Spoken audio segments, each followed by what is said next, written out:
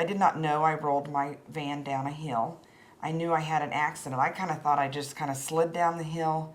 And as they told me later, I had rolled 1.5 times in my van. My van hit a tree, and then when it hit the tree, it brought my vehicle back up to a standing position. So I unbuckled my seat buckle. I did have my seat buckle on. That was a very good thing to be thankful for. Being a nurse, I had a laceration on the side of my head here. So I used my right hand and I applied pressure to my forehead here. I undid my seat buckle.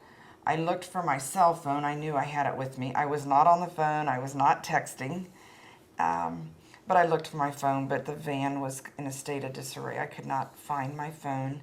I tried to get out my driver's side door. It was not able to be opened. I don't know if it was against a hill or if it was mashed in. So I slid across my van and went out the passenger.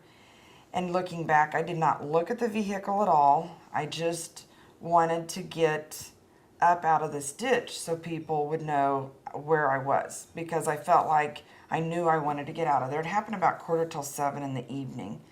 So it was still daylight at that time. Then they took me to the hospital. Since I work at the hospital, they were a little shocked when I walked in the door, unannounced, just came in. They put a cervical collar on me right away when they found out what had happened.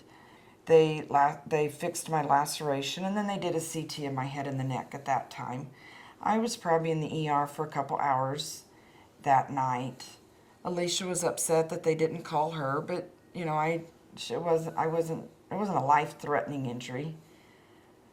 I knew I had been involved in an accident, but did not know that I had suffered any kind of brain injury.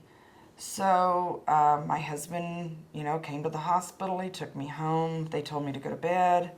I went to bed. I did ask for some ibuprofen in the hospital, but I went back into the doctor's because I just did not feel right.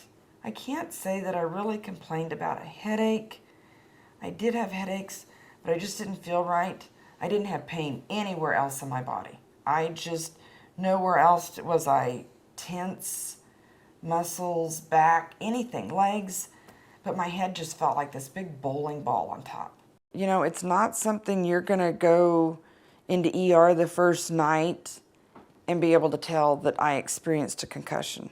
That because there's no test that they did to tell me I had a concussion. It was by my symptoms, by the way I acted. It's scary, it's frightening, because it wasn't anything that was seen. It's underneath of this.